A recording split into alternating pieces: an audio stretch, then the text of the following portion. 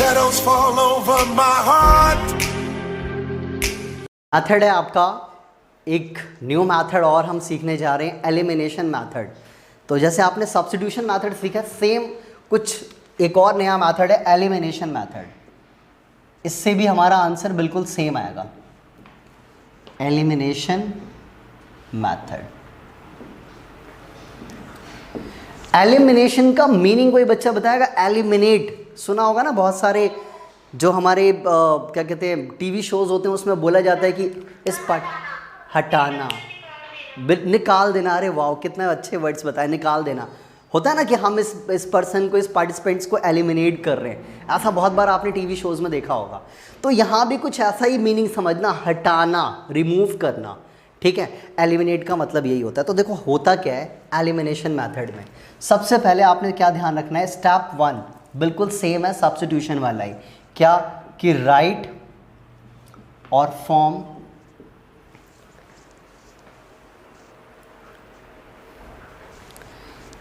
two equations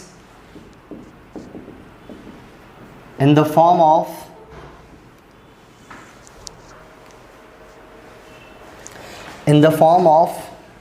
ax plus minus by equals to c। ये जो मैं फॉर्म्स स्पेशली लिख के दे रहा हूँ ये आपके माइंड में याद होनी चाहिए कि यार एलिमिनेशन हो चाहे सब्स्टिट्यूशन हो, स्टैंडर्ड फॉर्म हमारी ये वाली होनी चाहिए, यानी कि राइट साइड में c होना चाहिए इक्वेशंस का। नेक्स्ट सेकंड स्टेप जो है वो आपका वो ये है कि एलिमिनेट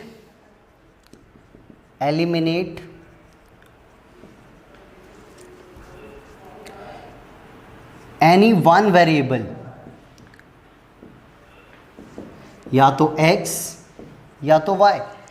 आपने क्या करना है, एलिमिनेट किसी भी एक वेरिएबल को आपने एलिमिनेट करना है, या तो x को या तो y को एलिमिनेट करना है by multiply two make equal coefficients. ठीक है, सेकंड स्टेप ये है कि आपने है ना दोनों जिस वेरिएबल को आप एलिमिनेट कर रहे हो, वेरिएबल आपके दो ही हैं, एक x और एक y। अगर आप x को एलिमिनेट कर रहे हो तो आपको फर्स्ट ये चेक करना है कि दोनों इक्वेशंस में x के कोफिशिएंट्स क्या इक्वल हैं। अगर इक्वल नहीं है तो मल्टीप्लाई कर लेंगे। जैसे एग्जांपल के लिए एक समझा देता हूं कि एक इक्वेशन x + 7y = 15 है और एक इक्वेशन 7x 2x + 3y = 10 है। तो अगर इन दोनों में से मैं x को टारगेट करना चाह रहा हूँ, x को एलिमिनेट करना चाहता हूँ, तो यहाँ क्या देख रहे हो, x का कोफिशिएंट 2 है, यहाँ पे x का कोफिशिएंट कितना है 1। यानी कि अगर इनको सेम बनाना है तो फर्स्ट इक्वेशन को पूरे को 2 से क्या करना है, मल्टीप्लाई कर देना होता है।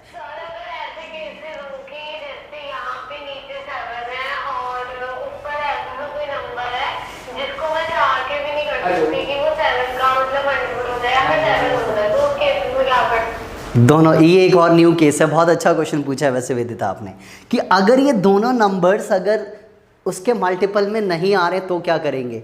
सपोज दैट y को अगर एलिमिनेट कोई बच्चा करना चाह रहा है तो पता है क्या करना है, इस वाली इक्वेशन को तो 3 से मल्टीप्लाई कर दो, इसको 7 से कर दो, तो देखो दोनों 21 पे मिल जाएंगे। तो ऐसे केसेस में वेदिता हम ये याद रखेंगे कि उन क्वेश्चंस में दोनों टर्म्स का कोफिशिएंट टर्म्स का एलसीएम ले लो आप अपने माइंड में, तो आपको ये पता लग जाएगा यार दोनों 21 पे मिलते हैं।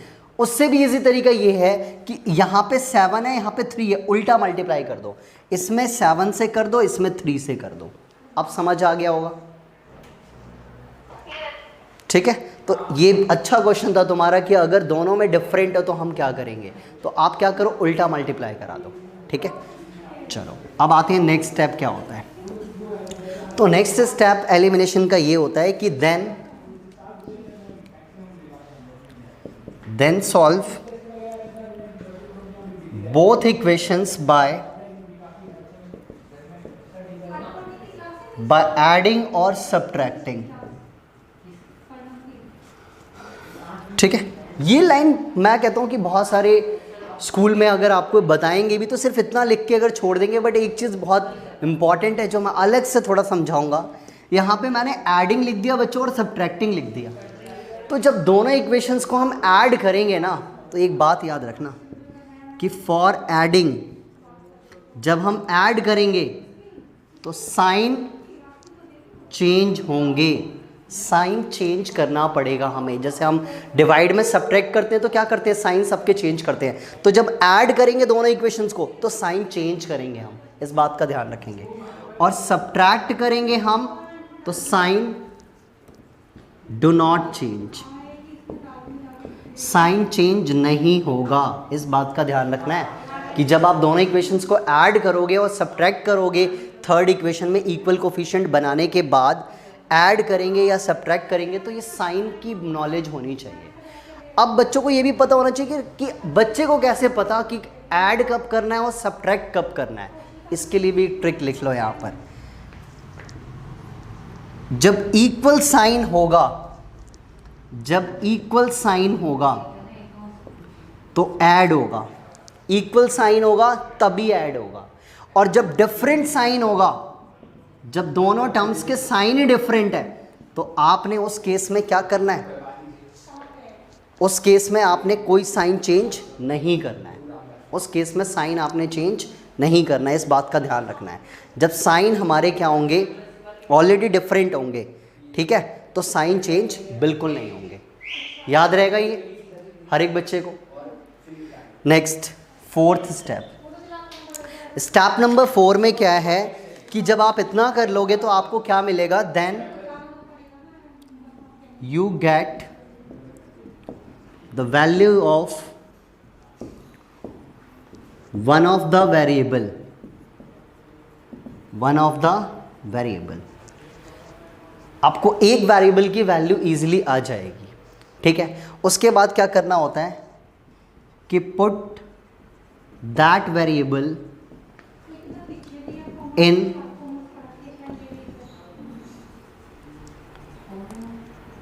any equation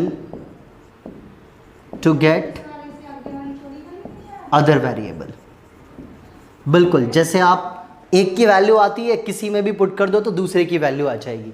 तो जरा ये बातें याद रखना कि ये 4 पॉइंट्स एलिमिनेशन में होते हैं और ये लिखने में मेरे पॉइंट्स बेशक आपको बड़े लग रहे हो, करने का तरीका जब करेंगे ना इसको प्रैक्टिकली तो आपको सब्स्टिट्यूशन से यार इजी लगेगा।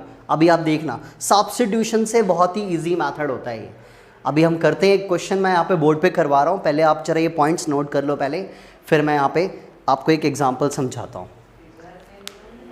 हाँ जी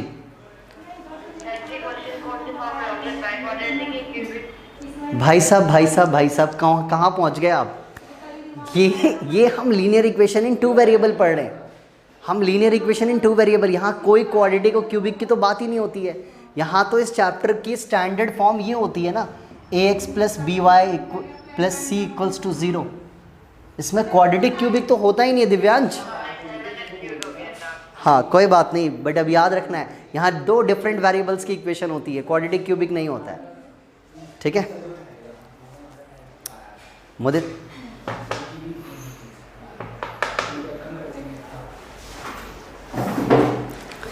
तो ये स्टेप्स हैं जो हमें पहले अच्छे से पहले पता होने चाहिए।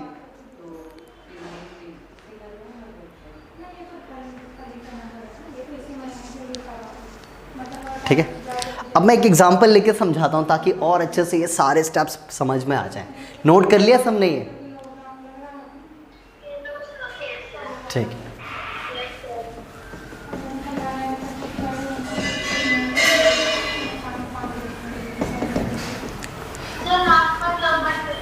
ओके गार्गी, आप मुझे ना एक लास्ट सब्स्टिट्यूशन मेथड में जो मैंने कल लास्ट क्लास में सिखाए थे वो स्टेटमेंट वाले कुछ क्वेश्चंस, और मैंने सिर्फ स्टेटमेंट फॉर्म कर दी थी और मैंने कहा था कि सॉल्यूशन घर पे करना। तो मुझे आप प्लीज़ किसी भी एक पार्ट का दोनों इक्वेशन ज़रा डिक्टेट कर दो गार्गी एग्जाम्पल के लिए, क्योंकि आंसर तो आप लोग को पता है सबको। x प्लस वाई 180, ये तो बहुत सिंपल वाली है। कोई दूसरी इक्वेशन अच्छी सी। हाँ दोबारा बोलो। 11x minus 9y minus 4, equation 1, ठीक है। 6x -5y -3। देखो कितनी टफ इक्वेशन, सबसे ज़्यादा टफ इक्वेशन इसने बोल दिया। अच्छी बात है, थोड़ा टफ ज़्यादा अच्छे से समझ आता है, इजी वाला तो कोई भी कर लेगा। अब इसमें जो डाउट अभी मेरे से एक वेदिता ने पूछा था कि सर इसमें मल्टीपल तो दोनों के सेम मैच ही नहीं हो रहे, कैसे करेंगे, तो आज वो वाला भी पॉइंट क्लियर हो जाएगा। और साथ में जब दोनों के मल्टीपल्स कॉमन नहीं है तो कैसे करेंगे। अब यहाँ से मेरी बातें सुनते चले जाना कि कैसे क्वेश्चन को देख के स्टार्ट करना है। देखो ये मर्जी बच्चे की है कि वो किसको एलिमिनेट करना चाहता है, एक्स को या वाई को। ये बच्चे की मर्जी है कि एक्स को एलिमिनेट करना चाहता है या वाई को। तो मुझे बताओ किसको एलिमिनेट करूं मैं, एक्स या वाई। एक्स को करते हैं, एक्स को करते हैं, कोई फर्क पड़ने वाला नहीं है। तो अगर मैं एक्स को एलिमिनेट करता हूं तो मुझे एक्स के ना इक्वल कोफिशिएंट बनाने हैं, टारगेट ये था हमारा। तो ये 11 है और ये 6 है, ये इक्वल, वो भी किससे बनाते हैं, मल्टीप्लाई करके। तो मल्टीप्लाई करना का मतलब ये है कि आपने सीधा उल्टा मल्टीप्लाई कर दो, इसमें 6 की इसमें 11 से। देख लो इस पूरी इक्वेशन को 6 से इसको 11 से multiply by 6 in equation number 1 and multiply by 11 in equation number 2 and solve both इतना अपने वर्ड्स में लिखना होता है कि मल्टीप्लाई आप किसको किससे कर रहे हो और सॉल्व बोथ। तो क्या करना है, अब मैं मल्टीप्लाई करने जा रहा हूं, मैं करने जा रहा हूं कि इक्वेशन 1 में 6 से मल्टीप्लाई कर रहा हूं। तो प्राची जरा मुझे बताओ कि अगर इस पूरी इक्वेशन को 6 से मल्टीप्लाई करूंगा तो क्या रिजल्ट आएगा, 66x 54y -24 ओके ठीक है -24, क्योंकि दोनों साइड मल्टीप्लाई करते हैं, ठीक है। सात्विक सेकंड इक्वेशन को 11 से मल्टीप्लाई करेंगे तो आंसर क्या आएगा, सात्विक, वेरी गुड, 55y। अब देखो बाकी बच्चों को समझ आ गया होगा कि मल्टीप्लाई जो होती है वो दोनों साइड होती है। कुछ बच्चे क्या करते हैं, सिर्फ लेफ्ट साइड में मल्टीप्लाई करते हैं, राइट साइड में भूल जाते हैं। होल इक्वेशन को मल्टीप्लाई करनी है in equation 1 means left side भी राइट साइड भी। तो दोनों बच्चों ने मुझे आंसर बिल्कुल सही बोला है। अब मैंने टारगेट किसको किया था, एक्स को। तो कैसे पता करना है कि साइन चेंज होगा या नहीं होगा, तो देख लो इधर, एक्स के आगे दोनों के साइन क्या है, सेम, और सेम साइन होगा तो साइन चेंज होता है। अभी लिखवाया पॉइंट कि साइन अगर सेम है तो साइन चेंज होगा। तो प्लस है तो माइनस, माइनस है तो प्लस, माइनस है तो प्लस। समझ आया कि साइन चेंज करने वाली बात जो बताई थी वो होता क्या है, कि अगर सेम है दोनों के साइन तो साइन चेंज करोगे, डिफरेंट होते तो साइन चेंज नहीं करना होता, वो ऑटोमेटिक कट जाते। अब ये दोनों तो कैंसिल हो गए, माइनस प्लस माइनस, 55 में से 54 गया y, और यहाँ पे प्लस माइनस माइनस, 33 में से 24 गया 11। देख लो कितनी जल्दी आंसर आ गया, y की वैल्यू आ गई। और क्या करना है फिर, put y equals to 11 in any equation. मैं फर्स्ट में कर देता हूँ, सब्स्टिट्यूशन से जल्दी होता है ये, ठीक है। अब 1 इक्वेशन में पुट कर दो, तो 1 में करने जा रहा हूँ मैं, तो 11x minus 9 into 11 equals to -4। तो ये आ गया माइनस का 99 equals to -4। 11x is equal to minus का 4 प्लस 99, ठीक है। यही है इक्वेशन 9। कहाँ पे,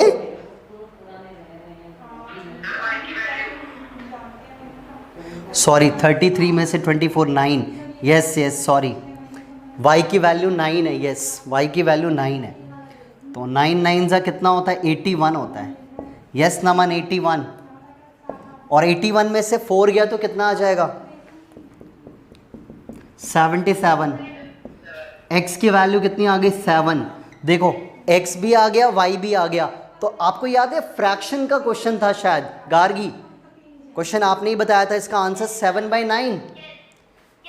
तो देखो ये मेथड जो होता है वो मुझे तो बहुत अच्छा लगता है। क्यों अच्छा लगता है? क्योंकि सिंपल सा क्या है कि जरूरी नहीं है कि ये दोनों इतने डिफिकल्ट इक्वेशंस होंगी। क्या पता ये इक्वेशंस जस्ट लाइक कुछ ऐसी होती, x + y = 180 और x - y = 30, कुछ ऐसा होता। तो ये तो y और y दोनों सेम ऑलरेडी है, साइन डिफरेंट है, ये कट गया। 2x = इनको ऐड करा 210, x की वैल्यू 105 आ गई, कहानी खत्म। तो यार ये मेथड ज़्यादा इजी है एलिमिनेशन, आप इस पे ज़्यादा ध्यान दो और इसकी परफेक्शन करो। तो ये मेथड और ये क्वेश्चन दोनों समझ आया बच्चों आपको? तो इस मेथड को अभी और डिटेल में पढ़ते हैं, इनकी एक्सरसाइज के कुछ क्वेश्चंस करके, तो हमें ये थोड़ा सा और अच्छा लगेगा। जल्दी से इसको आप नोट कर लो और फिर इसकी एक्सरसाइज स्टार्ट करते हैं। कभी नहीं कृति, ओनली लिखा आता है बस। क्या एक स्टेटमेंट का क्वेश्चन दे देते हैं और बोलते हैं क्या, इसका आंसर फाइंड करो। यानी जैसे फ्रैक्शन है तो फ्रैक्शन फाइंड करो, कहीं मेंशन नहीं होगा कि एलिमिनेशन, सब्स्टिट्यूशन या फिर क्रॉस मल्टीप्लिकेशन। और कभी कभार 2 इक्वेशन डायरेक्टली भी लिखा होता है ना, तो सिर्फ ये लिख के आता है बोर्ड एग्जाम्स में, सॉल्व। अब सॉल्व करके 2 इक्वेशन है तो मेरी मर्जी, मैं कोई सा भी मैथड लगाऊं, ठीक है। तो ऐसे क्वेश्चन आता है, मैथड मेंशन नहीं आता। चलिए अब आगे बढ़ेंगे। तो ये नोट हो गया सबसे? चलो अब एक्सरसाइज के कुछ क्वेश्चंस लेते हैं। तनीषा ये आपको समझ आया एलिमिनेशन मेथड?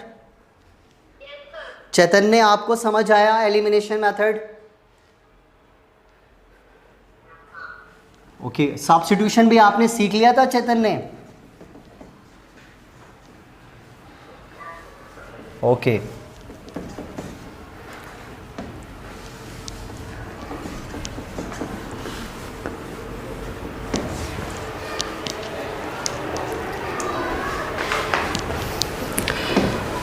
दैविक आपको समझ आया ये मेथड आज, एलिमिनेशन मेथड?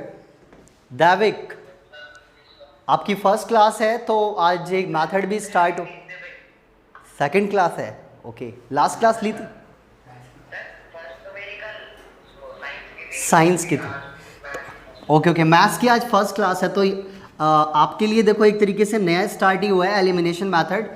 तो आई होप कि आपको ये मेथड थोड़ा समझ आया होगा, अगर आपने ये चैप्टर थोड़ा बहुत भी कहीं पढ़ा हो तो। अभी स्टार्ट किया है कहीं? अच्छा, तो ठीक है, एलिमिनेशन मेथड मैंने समझाया, कुछ क्वेश्चंस करते हैं, ठीक है। 3.4 on page number 56, exercise 3.4, question number 1 का फर्स्ट पार्ट। फर्स्ट क्वेश्चन जो है बहुत ही सिंपल इक्वेशंस गिवन है हमारे पास, x + y = 5 और सेकेंड इक्वेशन गिवन है 2x - 3y = 4, इक्वेशन नंबर 2, ठीक है। ये 2 इक्वेशंस गिवन है। देखो मैंने क्या ऑब्जर्व किया है, बहुत सारे टीचर्स क्या कहते हैं कि हमेशा बच्चे इसको इससे मल्टीप्लाई कर दो, इसको इससे मल्टीप्लाई कर दो। कोई ज़रूरी नहीं है कि हमेशा दोनों को मल्टीप्लाई करें। हमारा टारगेट होता है यार, जिसको एलिमिनेट कर रहे हो ना, उसके कोफिशिएंट को इक्वल बनाना है। तो एक से भी मल्टीप्लाई करने से काम चल जाएगा, तो क्यों हम दोनों को मल्टीप्लाई करेंगे। तो देखते हैं कि यहाँ पे x है, यहाँ पे 2 है। अगर x को टारगेट कर रहे हो तो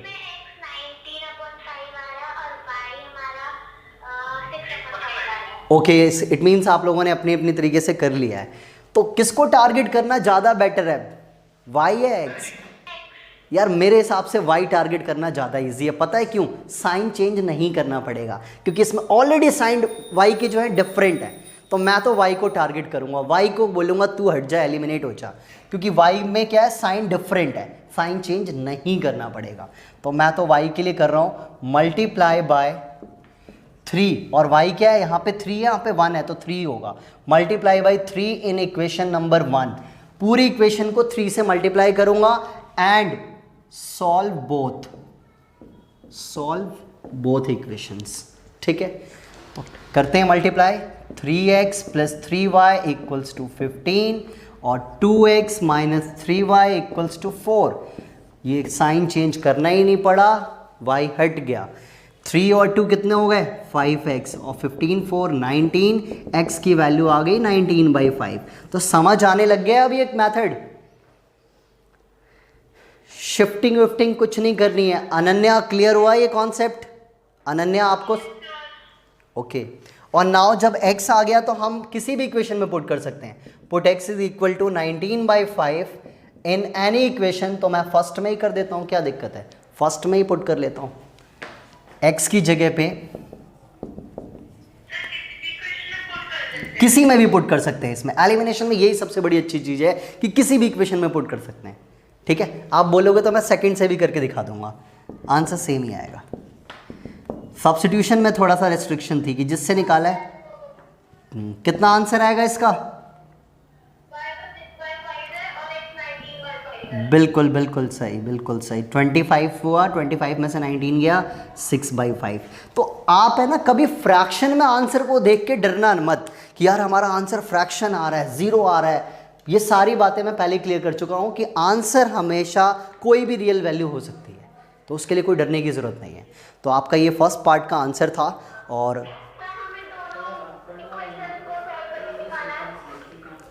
दोनों इक्वेशन मतलब नहीं नहीं, एक ही में आ तो गया, x ये रहा, y ये रहा, आगे आंसर करने, आगे करने की क्या ज़रूरत है। वो एक बच्चा पूछ रहा था ना कि सर कि ये वाला जो x इज इक्वल टू 19/5 जो है वो इक्वेशन 1 में ही पुट करके आ गया। अगर मैं 2 में पुट करता तो भी मेरा आंसर 6/5 ही आता।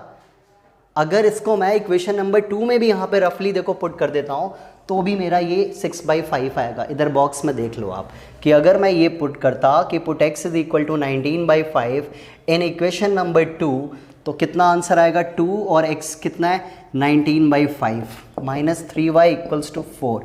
तो ये कितना हो गया 38/5 माइनस 3y इक्वल्स टू 4। तो माइनस 3y ये थोड़ा सा कॉम्प्लिकेटेड हो गया बट आंसर गलत नहीं आएगा। एलसीएम लोगे 5, 20 माइनस का 38, 3y इक्वल्स टू 38 में से 20 गया माइनस का 18।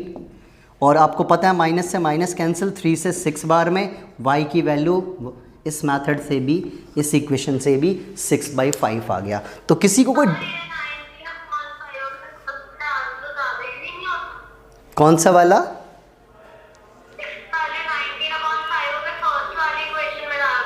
हाँ बिल्कुल, मैंने फर्स्ट में ही डाल के वेदिता मैंने इधर करके दिखाया, देखो फर्स्ट में ही करके दिखाया।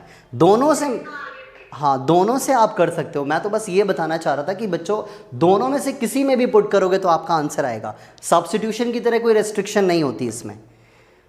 ओके, तो सेकंड पार्ट क्या सारे बच्चे खुद से होमवर्क में कर लेंगे? Second part okay. और थर्ड पार्ट के अंदर बच्चों थोड़ा सा इक्वेशन जो है वो स्टैंडर्ड फॉर्म में नहीं है एलिमिनेशन के अकॉर्डिंग, तो उसको थोड़ा सा हम ट्विस्ट कर लेंगे ताकि वो एलिमिनेशन के अकॉर्डिंग ऐसे फॉर्म में आ जाए और फिर जैसे आप करते हो वैसे ही करना है। तो कोई दिक्कत होनी नहीं चाहिए थर्ड इक्वेशन में भी। ठीक है, मैं थर्ड इक्वेशन को थोड़ा सा दिखा देता हूँ, क्वेश्चन नंबर थर्ड पार्ट को। ठीक है, क्वेश्चन नंबर 3 देखो इसका।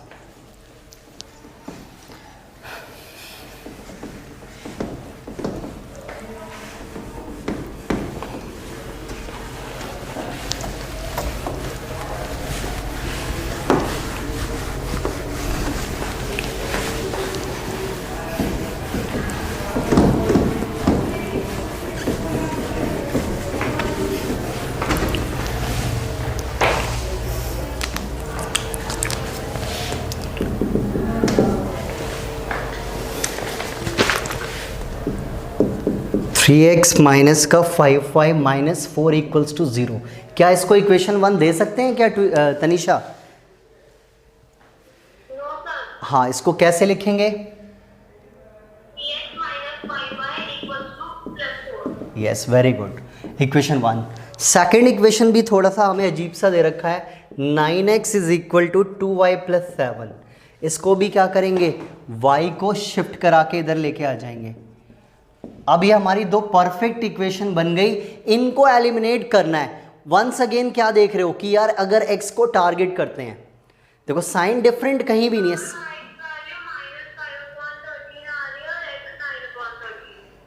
ओके, अभी मुझे करना पड़ेगा। क्या बाकी बच्चों को आ रहा है यही आंसर जो वेदिता ने अभी बताया? नमन, प्रगति, इशिका, आंसर इसका एक बार जरा देखो सभी। वेदिता आपने किसको एलिमिनेट किया था? x को। मैं भी x को करूँगा क्योंकि 3 से मल्टीप्लाई करते ही दोनों 9 हो जाएंगे। तो multiply by 3 in equation number 1 and solve both. तो 3 से फर्स्ट इक्वेशन को मल्टीप्लाई कर रहे हैं, 9x, 3 5 15y, 3 4 12, 9x माइनस का 2y इक्वल्स टू 7। ये साइन चेंज होगा, ये कैंसिल। 15 में से 2 गया तो कितना, माइनस का 13y, 12 में से 7 गया, यस, माइनस 5/13 आ रहा है क्या? y की वैल्यू माइनस 5/13 आ रही है। देखो एक वैल्यू जो हमारी आती है ना, वो सबसे ज़्यादा मैटर करती है कि हमारी फर्स्ट वैल्यू अगर सही आ रही है तो हमारा सेकंड वेरिएबल भी बच्चों बिल्कुल सही आएगा। अगर हमारा ये फर्स्ट y की वैल्यू अगर बिल्कुल सही है तो हमारा सेकंड वाला भी बिल्कुल सही आएगा। ये माइनस 5/13 अगर सबका सही आ रहा है तो आपका x भी डेफिनेटली बिल्कुल सही आएगा। यस, मल्टीप्लाई करना बहुत ही इंपॉर्टेंट है और बिना मल्टीप्लाई करे एलिमिनेशन नहीं होता है, इक्वल कोफिशिएंट करके ही एलिमिनेशन होता है। ठीक है,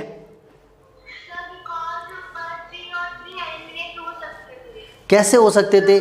यहाँ पे 9 है, यहाँ पे 3 है, यहाँ 9 था, यहाँ पे 3 था, तो आपको इसको भी 9 बनाने के लिए 3 से ही तो मल्टीप्लाई करना पड़ेगा। नहीं नहीं नहीं नहीं, ये फर्स्ट है, ये सेकंड है। अब मैं किसी भी इक्वेशन में पुट कर लेता हूँ, तो put y equals to minus 5/13 in equation number, कौन से इक्वेशन में पुट कर लूँ? फर्स्ट में। ओके, फर्स्ट इक्वेशन में पुट कर रहा हूँ मैं, तो 3x माइनस का 5 और y की जगह माइनस 5/13 इक्वल्स टू 4। देखो अंदर ब्रैकेट के अंदर भी माइनस है, बाहर भी माइनस है, तो माइनस माइनस प्लस कर लेना पहले, ठीक है। और 5 5 25/13, ठीक है। यार शिफ्टिंग में मैंने, पता है, कुछ बच्चों की शिफ्टिंग देखी है, वो मुझे थोड़ा सा हैरान करती है।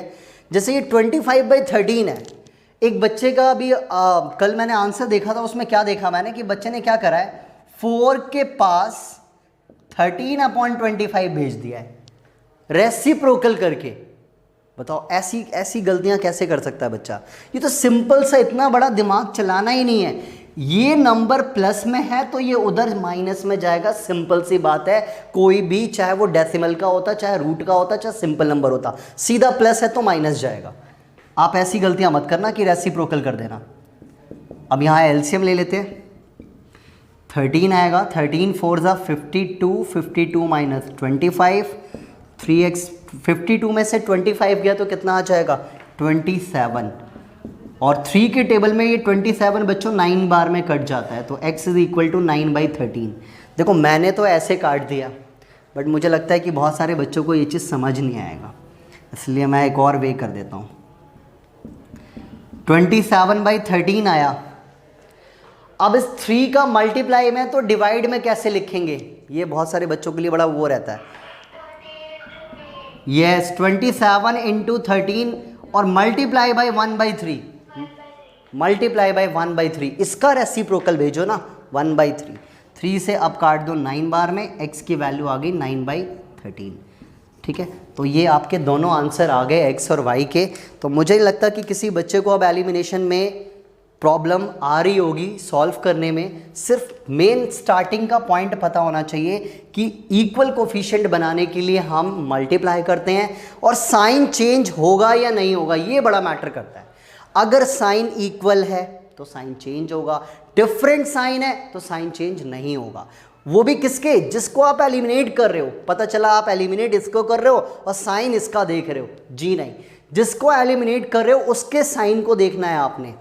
तो ये सारी बातें कॉमन हैं, ये ध्यान रखनी है। अब आगे फोर्थ इक्वेशन, पहले वो फ्रैक्शन में है तो पहले एलसीएम लेके सिंपल आपने बनाना है, और उसके बाद आपने फिर सिंपली ऐसे करना है। तो कितने बच्चे फोर्थ पार्ट खुद से होमवर्क में कर लेंगे? कर लिया। नमन क्या आंसर है?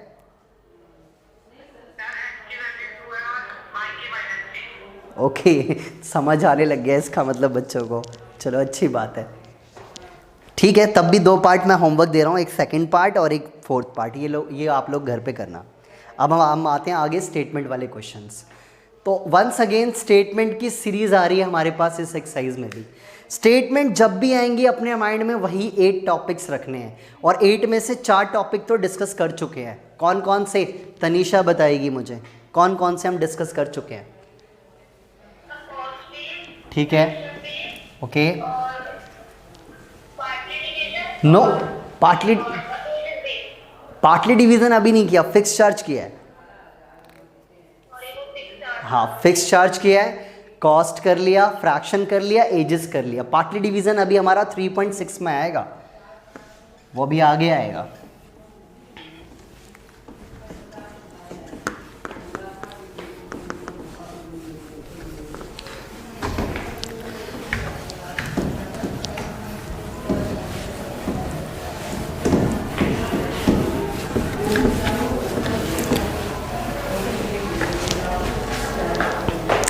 चलो जी, तो क्वेश्चन नंबर 2 का फर्स्ट पार्ट, न्यूमरेटर को देखते ही माइंड में आ गया होगा, न्यूमरेटर को देखते ही आ गया होगा कि यार ये तो फ्रैक्शन बेस्ड है, ये तो बहुत ही सिंपल होता है, मतलब वाकई में। तो चलो करके देखते हैं कि कुछ डिफरेंट चीज़ तो नहीं है इस फ्रैक्शन में। सेकंड का first part, if we add 1 to numerator and subtract 1 from denominator. देखो कंडीशन चेंज कर दी है, न्यूमरेटर में 1 ऐड करना है, डिनोमिनेटर से 1 सब्ट्रैक्ट करना है। Then the fraction becomes, reduce और बिकम्स का मतलब एक ही होता है, कोई कंफ्यूजन नहीं होनी चाहिए बच्चों को। रिड्यूस बोला जाए या बिकम्स बोला जाए या फिर इक्वल्स टू बोला जाए, सबका मतलब होता है इक्वल टू में फ्रैक्शन की वैल्यू लिखना। इस बात में कोई कंफ्यूजन नहीं होनी चाहिए कि रिड्यूस मतलब कहीं पता चला आप माइनस कर रहे हो, जी नहीं। ठीक है, तो क्या करना है, let the numerator is equal to x और डिनोमिनेटर को y लेट कर लेना है,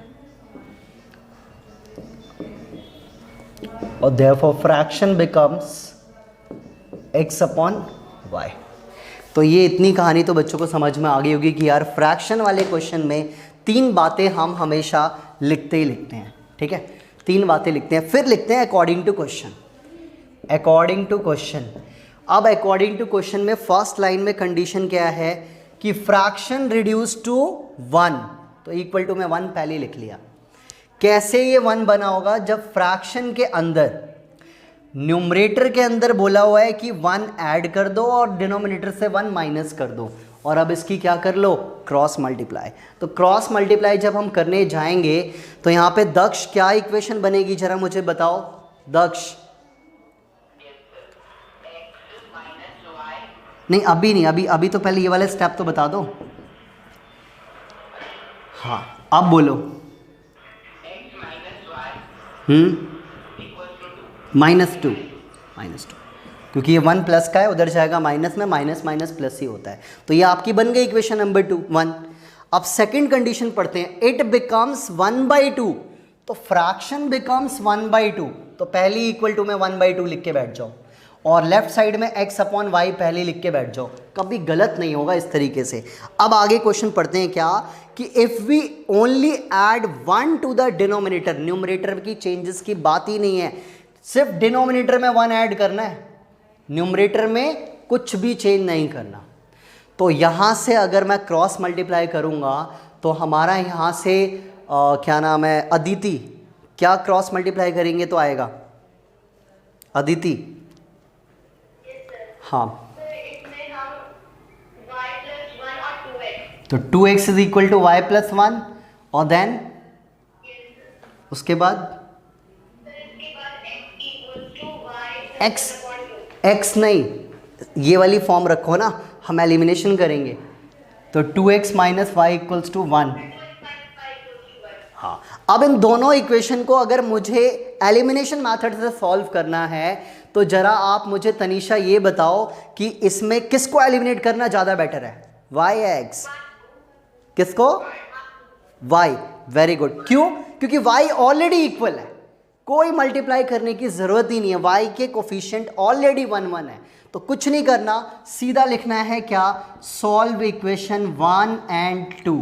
कोई मल्टीप्लाई नहीं होगी, क्योंकि y के यहाँ पे भी 1 है, यहाँ पे भी 1 ही मानेंगे। ठीक है, तो सीधा आपने पहले ऊपर कोई सी भी इक्वेशन उतार लो, कोई दिक्कत नहीं है। ये ऊपर लिख लिया, ये इक्वेशन नीचे लिख लिया, और साइन, अब हम y को टारगेट कर रहे हैं, साइन सेम है, सेम साइन है तो साइन चेंज होगा। तो ये माइनस, ये प्लस, ये माइनस, ये तो कैंसिल, माइनस प्लस माइनस होता है, 2x में से x गया तो माइनस का x, और यहाँ पे माइनस माइनस प्लस यानी -3, ये कैंसिल, x की वैल्यू कितनी आ गई, 3 आ गई। तो कितना आसान होता है, सब्स्टिट्यूशन मेथड से कितना इजी होता है। कितना, 3/5। ओके, और इसकी वैल्यू को उठा के पुट कर लेते हैं किसमें, किसी भी इक्वेशन में। Put x is equal to 3 in any equation. मैं कर लेता हूँ, फर्स्ट में ही कर लेता हूँ।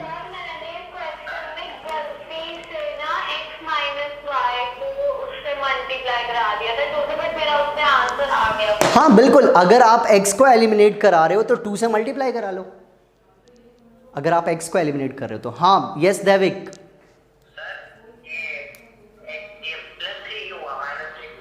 हाँ ये देखो इधर भी माइनस है, इधर भी माइनस है, दोनों साइड के माइनस माइनस मैंने कट कर दिए ना। और एक और बात याद रखना दैविक, आपने शायद अभी फर्स्ट क्लास ले रहे हो, बच्चों को बता रखा है, फ्रैक्शन का आंसर इस केस में कभी भी नेगेटिव में नहीं आता। न्यूमरेटर और डिनोमिनेटर जो होते हैं ये x और y वाले, ये कभी भी नेगेटिव में नहीं आते। ठीक है, ये भी बात ध्यान रखनी है। तो x आ गया 3, इसकी वैल्यू हम फर्स्ट इक्वेशन में यहाँ पे पुट करने जा रहे हैं। तो 3 - y इक्वल्स टू -2, तो कितना हो जाएगा, -y equals to -2 plus minus का 3, तो ये आ गया, माइनस माइनस कैंसिल, y की वैल्यू 5। अब आपको अपना आंसर ऐसे ही नहीं छोड़ के आना, स्टेटमेंट का क्वेश्चन है, स्टेटमेंट में आंसर लिख के आएंगे। तो therefore fraction is equal to, क्योंकि आपसे फ्रैक्शन पूछा था, कितना हो जाएगा, 3/5। तो आपका रिक्वायर्ड फ्रैक्शन जो होगा वो 3/5 होगा। तो समझ आ गया सभी बच्चों को कि स्टेटमेंट वाले क्वेश्चंस को कैसे डील करना है। अभी तक आप 4 ही स्टेटमेंट के क्वेश्चन सीख रहे हो, बार बार देख रहे हो यार, फ्रैक्शन आ रहा है, एजेस आ रहा है और कॉस्ट आ रहा है और एक फिक्स चार्ज आया।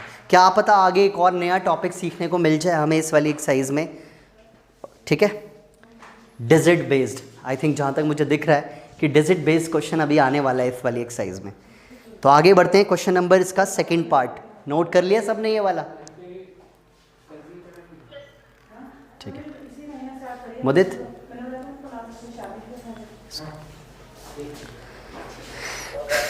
ठीक है, मैं सेकंड पार्ट कराने जा रहा हूं, ये भी आपका एजेस पे बेस्ड है।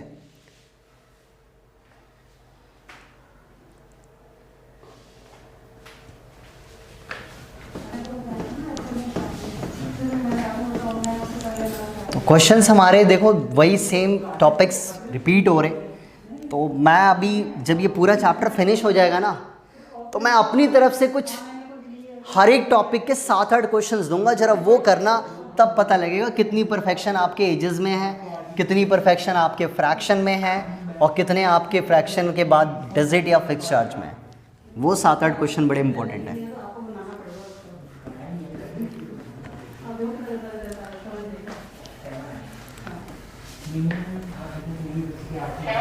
हाँ जी, फ्रैक्शन वाले में हाँ p/q भी ले सकते हैं। तो p/q लिखेंगे तो भाई साहब वहाँ लेट भी न्यूमरेटर को p और डिनोमिनेटर को q करना पड़ेगा। हाँ तो पहले ये तो बोलो ना कि सर क्या मैं न्यूमरेटर को p और q लेट कर सकता हूँ। आप कुछ भी ले सकते हो, आपका नाम दिव्यांश है, d ले लो, और साथ में कोई दोस्त हो तो उसका नाम e ले लेना, कोई उससे कोई दिक्कत नहीं है, कोई भी वेरिएबल ले सकते हैं। ठीक है, चलो जी second part. 5 years ago Noori was thrice as old as Sonu. 2 person मुझे मिल गए, एक नूरी और एक सोनू। चलो आगे क्या बोला गया है, 10 years later Noori will be twice as old as Sonu. How old Noori and Sonu, दोनों की एजेस बतानी है। तो क्या करना है कि let the present age of Noori equals to x years। Noori को हम क्या लेट कर लेंगे, x years उसकी एज को लेट कर लेंगे, और the present age of Sonu को हम y ईयर्स लेट कर लेंगे। ये पता है एजेस का, कल लास्ट डे भी हमने लास्ट क्लास में भी एजेस का क्वेश्चन किया और जैकब वाला लास्ट क्वेश्चन ही था। तो ये सब चीज़ें कॉमन लग रही होंगी अब बच्चों को यार कि अब आपको भी अच्छा फील हो रहा होगा कि यार एजेस का कोई भी क्वेश्चन आए हम कर लेंगे। तो ये परफेक्शन और कॉन्फिडेंस दोनों आपका है ना बिल्कुल हाई होना चाहिए कि यार क्वेश्चन आ जाए बस एजेस का मैं तो कर लूँगा। नेक्स्ट, अकॉर्डिंग टू क्वेश्चन आप सिंस करके पहली स्टेटमेंट लिखो कि since 5 years ago Noori was thrice as old as Sonu। ठीक है, तो आचिंत अगर आपको मेरी आवाज़ आ रही है तो आप मुझे इसकी इक्वेशन फ्रेम करवा दोगे। 5 years ago Noori was thrice as old as Sonu। आचिंत, अगर मेरी आवाज़ आ रही है आचिंत को तो एक बार इसकी इक्वेशन ज़रा फ्रेम करवाओ, और अगर नहीं आ रही है तो नेक्स्ट बच्चा मैं बता रहा हूँ आयुष्मान। आयुष्मान अगर आपको मेरी आवाज़ आ रही है तो आप मुझे बताओ।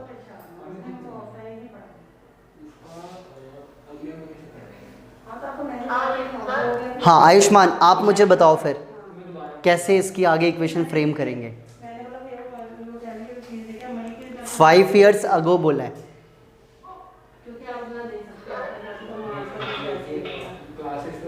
बोलो।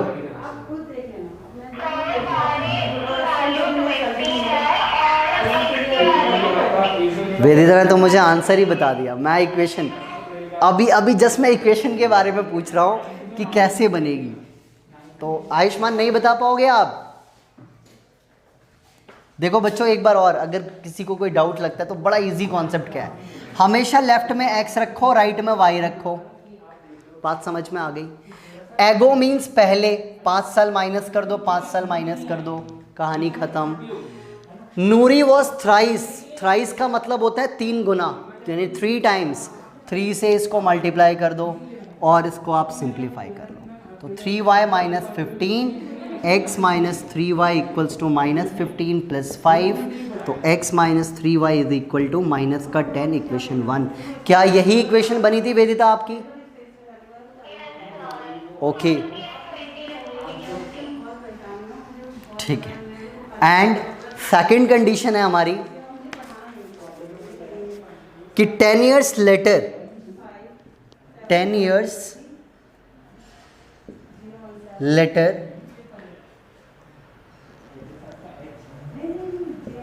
Noori will be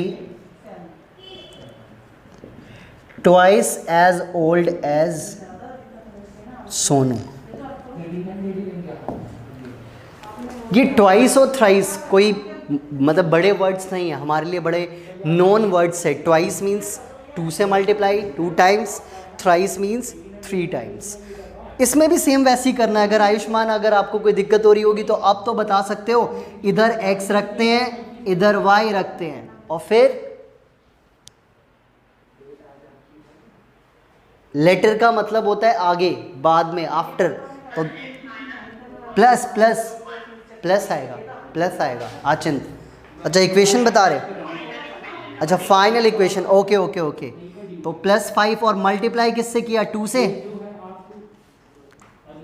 तो x + 5 2y + 10 and the final equation is, क्या बताया आपने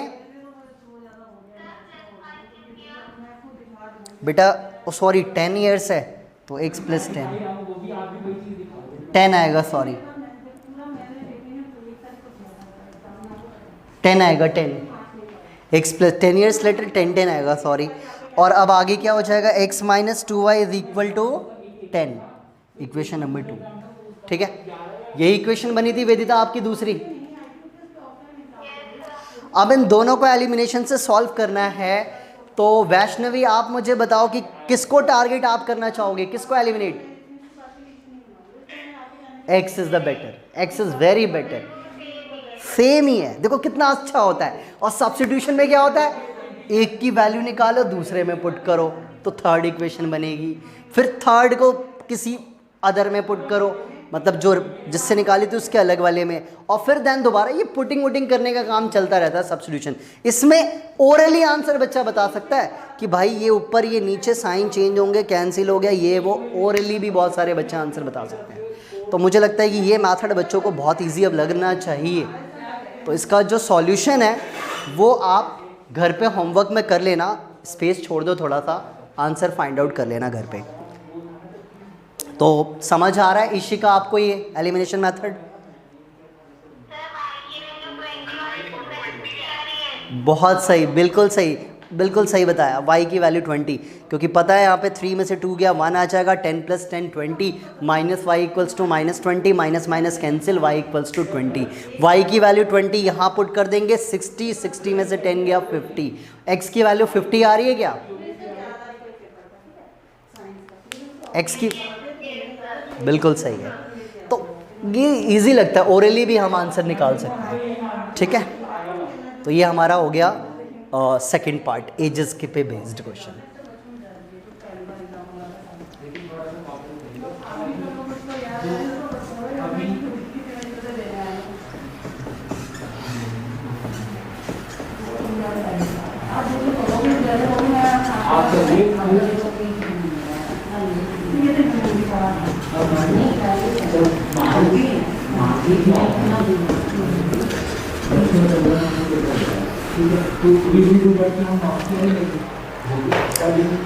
चलिए थर्ड क्वेश्चन आ गया हमारा, एक हेडिंग पे बेस्ड है।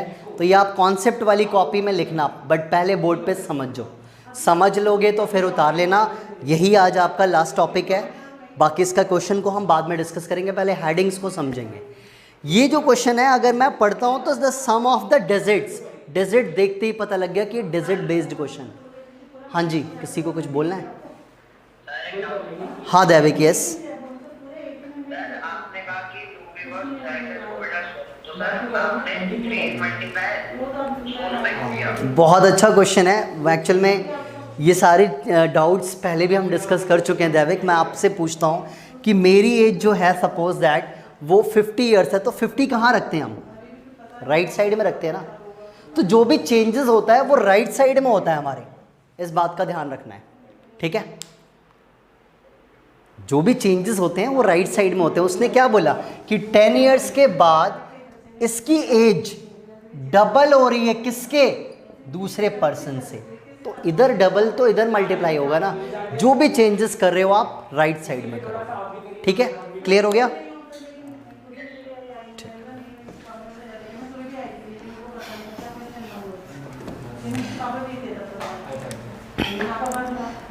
हाँ, डिजिट बेस्ड क्वेश्चन में ये हेडिंग दे देता हूं मैं, डिजिट बेस्ड क्वेश्चन। ये जो डिजिट बेस्ड क्वेश्चन लिखा है ना, according to your class 10th आपके 2 डिजिट का ही क्वेश्चन आता है, 3 डिजिट्स का क्वेश्चन नहीं है आपके पास।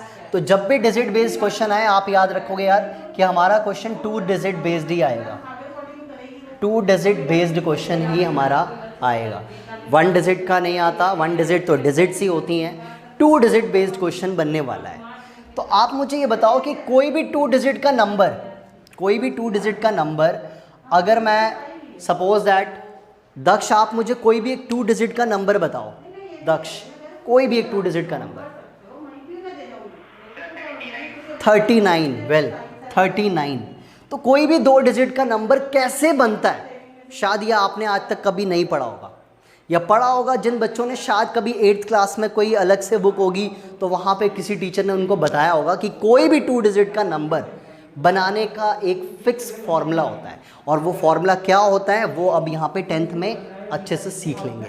तो ध्यान क्या रखना है कि हमेशा 2 डिजिट नंबर का जो लास्ट प्लेस होता है उसको हम वंस प्लेस या फिर उसको यूनिट प्लेस बोलते हैं, ये बात तो पता है आपको। और सेकंड वाले को क्या बोलते हैं? ऑलवेज टेंस प्लेस बोलते हैं। तो आपको ये पता होना चाहिए कि 2 डिजिट नंबर्स में जो आपका राइट साइड में नंबर होता है उसको वंस प्लेस और लेफ्ट वाले को टेंस प्लेस बोलते हैं। यहीं से याद कर लो कि वंस प्लेस को ऑलवेज लेट एक्स करेंगे और टेंस प्लेस को हमेशा वाई लेट करेंगे। ये फॉर्मेशन सिखा रहा हूँ पहले मैं कि हमेशा वंस प्लेस को एक्स लेट करोगे, टेंस प्लेस को आप वाई लेट करोगे ही करोगे। समझ आ गई बात? तो मैं अब जो बताने वाला था कि 39 आने का क्या फॉर्मूला है। तो 39 आने का जो फॉर्मूला है वो ये है कि 2 डिजिट नंबर, ये 2 डिजिट नंबर आता कैसे है, 10 multiply by 10th place plus 1th place. इस फॉर्मूले से आपका कोई भी 2 डिजिट का नंबर आता है, कोई भी इस फॉर्मूले में पुट कर दो। जैसे कि 72 है, तो 72 है तो आपको पता है ये 1s है, ये 1th प्लेस है और ये 10th प्लेस है। जरा पुट करते हैं, 10 मल्टीप्लाई बाई 7 प्लस 2 कितना आ गया, 70 प्लस 2 कितना आ गया, 72। तो it's a formula, 2 digit number का ये फॉर्मूला है 10।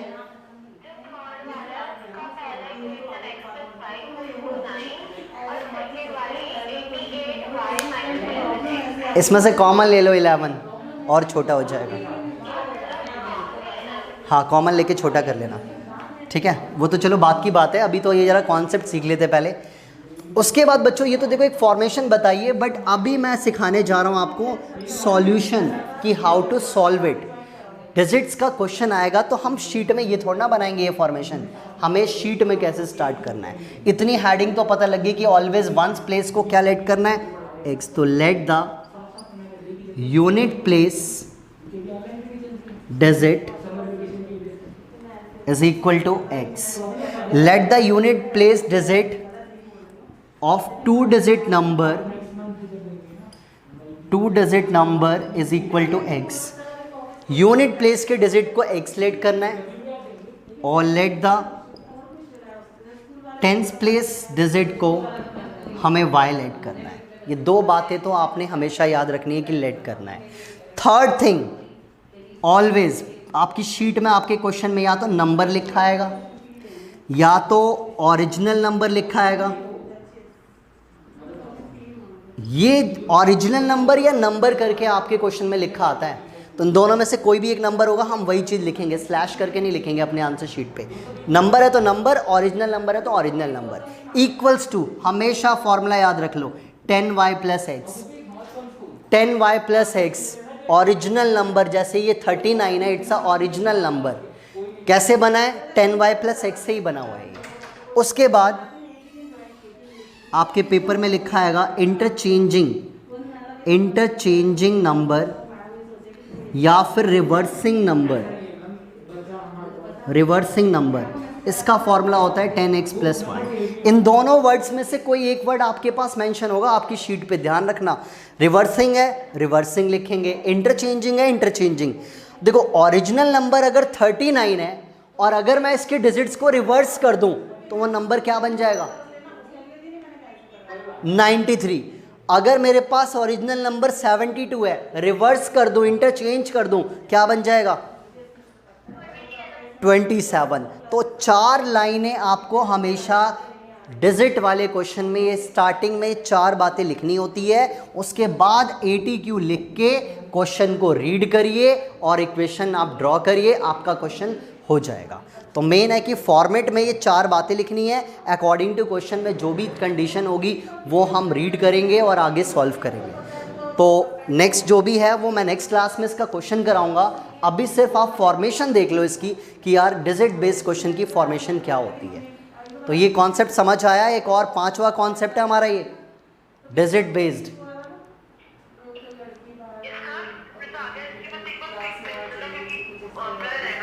ठीक है प्रगति, मैं इसकी पिक सेंड कर देता हूँ और इसकी रिकॉर्डेड वीडियो भी आप लोग को 1-2 दिन में अवेलेबल हो जाएगी। तो मेन चीज़ देखो बच्चों क्या है कि मैं पता है क्या, इस चैप्टर को मुझे भी पता है यार, ये चैप्टर होता बहुत लेंदी है क्योंकि ये एक्सरसाइज 3.7 तक का ये चैप्टर है। एक्सरसाइज 3.7 तक का क्वेश्चन है। इसमें आप क्या देख रहे हो यार, स्टेटमेंट वाले क्वेश्चंस की हेडिंग कितनी है, 8-9 टाइप के तो स्टेटमेंट वाले क्वेश्चंस हैं, 4 तो मेथड्स हैं, उसके अलावा कंपेयरिंग रेशियोज का टॉपिक है। अभी एक फाइंड द वैल्यू ऑफ के का अलग टॉपिक मैं कराऊंगा, find the value of A and B का टॉपिक अलग कराऊंगा। चैप्टर बहुत लेंदी है, बट हाँ गिन के सिर्फ और सिर्फ 6 मेजर क्वेश्चंस अगर आपने कर लिए ना, ये चैप्टर परफेक्ट है, पूरे फुल मार्क्स आपको दिलाएगा। तो इसलिए एक ही बार में अगर ये हम अभी वर्क कर रहे हैं ना, तो इस चैप्टर पे थोड़ा सा आप सीरियस होकर ध्यान देना शुरू कर दो, ताकि आपको फाइनल में या कभी भी किसी एग्ज़ाम में दोबारा से कोई ये डिजिट का फॉर्मेट पूरा पढ़ना ना पड़े, आपको आता हो। ग्राफ कैसे ड्रॉ करते हैं आपको पता होना चाहिए। रेशियो का कंपैरिजन में कौन सा इंटरसेक्टिंग है, कौन सा पैरेलल, कौन सा कोइंसिडेंट, किसके कितने सॉल्यूशन निकलते हैं, कौन सा कंसिस्टेंट है, कौन सा इनकंसिस्टेंट है, ओरली पता होना चाहिए, ताकि 2 एक्सरसाइज तो हम कभी देखें ही ना। ये सब चीज़ें अगर आप करते चले जाओगे तो चैप्टर आपके लिए बस हलवा सा लगेगा कि यार ये चैप्टर आसान है, कर लेंगे हम। तो इसके क्वेश्चन को आगे नेक्स्ट क्लास में करते हैं। अभी आप ये नोट कर लेना, इसकी पिक मैं सेंड कर देता हूँ। और मैं होमवर्क में एक्सरसाइज 3.4 की जो 2 पार्ट्स दिए ना मैंने, एक्सरसाइज 3.4 के क्वेश्चन नंबर 1 का सेकेंड और फोर्थ पार्ट, प्लस ये जितने स्टेटमेंट की इक्वेशंस बनाई हैं उनको आपने सॉल्व करना है। Solve equations of statement questions. तो ये आपका बॉक्स वाला होमवर्क है, इसकी को आपने होमवर्क में लेना है। और इसको कौन सा तनीषा, ये हमें इतना पार्ट तो कॉन्सेप्ट वाली कॉपी में लिखना है, ठीक है?